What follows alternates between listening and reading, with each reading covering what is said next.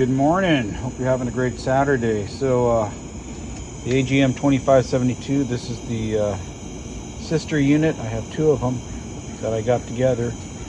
So I've got it on a test bed on a Coleman 220 Fount. It's got a little adapter in there so you can screw in the AGM. It's a different size. So I'm just testing the guts. I rebuilt everything. It's got new packings.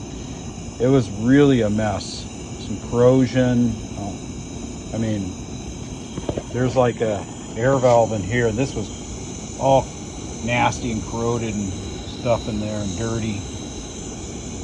And then the air pickup, same kind of deal, and had a lot of pitting. And it was a lot of work. But yesterday I put it together and I could not get that thing to light. It was doing the same thing as my Kamplite. You shake it up and it would light, shake up and light, or burn, and then it would die out, and you shake it up a little more. And so at the end of the day, after fiddling with that thing last night and a little bit this morning, after a good night's sleep, it's amazing how much clarity you can get. The pricker works just fine. This is a Coleman generator. The needle, I had to drill a small hole in the lever up there so it would move it up and down. It works fine, but it doesn't damage. You could put a stock AGM gas generator on there, it wouldn't affect it. It's just a small little hole, but it's necessary because I don't have any AGM generators. But anyway, yeah, I finally got to go, but it was on the fuel pickup. There's a small jet in there. There's no pricker in that thing, so there's nothing to keep it clean other than a very fine, probably like a 150 or 200 mesh brass screen that wraps around with a little clip that you press in. And I had forgot to put it on. You know, and you would think with everything clean that it should have been fine, but it's not. It's like it really needs that. And as soon as I put that on there, it was absolutely fine. So maybe there's just some fine particulates in the fuel or something that didn't get caught. This is a pretty coarse mesh something, but in doing that, it's like it solved all the problems on there. But I had to really work with the thing. I'm really happy that I put this on a test bed and check and make sure all the guts are good before I'm gonna hopefully the next couple of days Caswell epoxy the two fonts, and then we can do the assembly. But we'll paint them and everything, make them pretty, let them dry, and then assemble it. But nobody likes to troubleshoot with nice, clean, pretty, and especially painted parts. You want to get all that, shenanigans and messing around and troubleshooting done before you're actually putting something nice together. Well, at least relatively nice, or whatever you want to call it. Presentable. Especially with the font, you got it all painted and everything. You don't want to press in fingerprints and gasoline all over it. These things take a while to cure, and nobody wants to wait forever.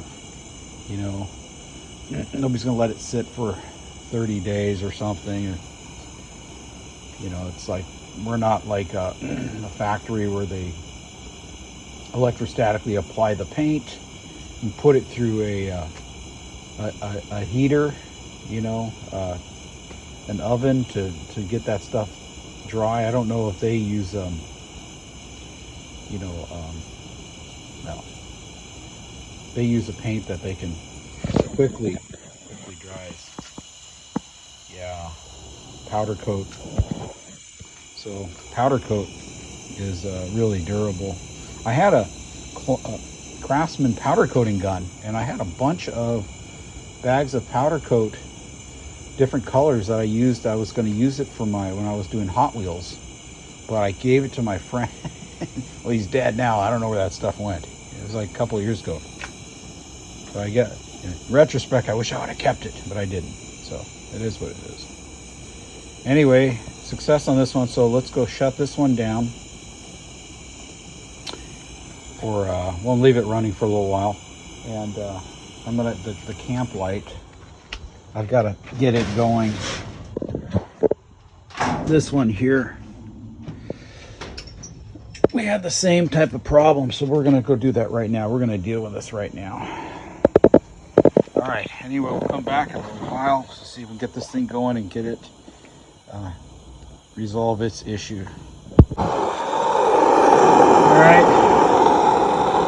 Well, she's a running.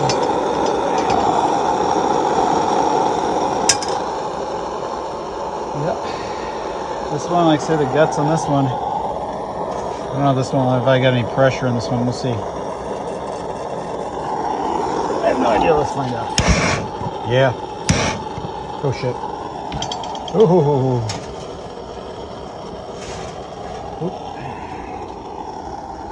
Yeah. All right. Sorry. Just I have a tent there.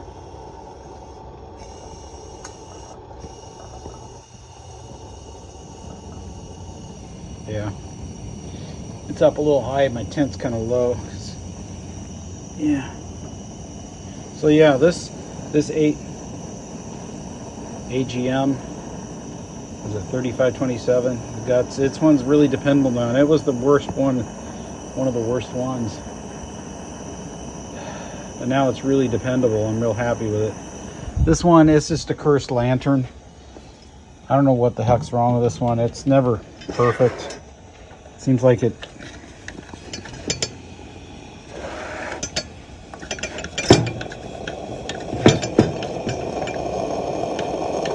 Maybe I just don't have much fuel in it.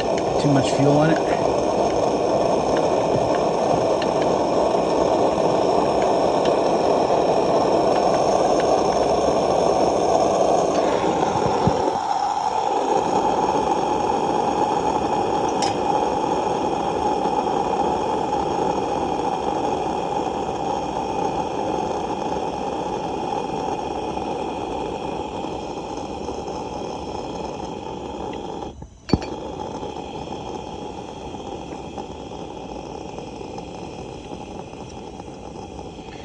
Let's pump it up.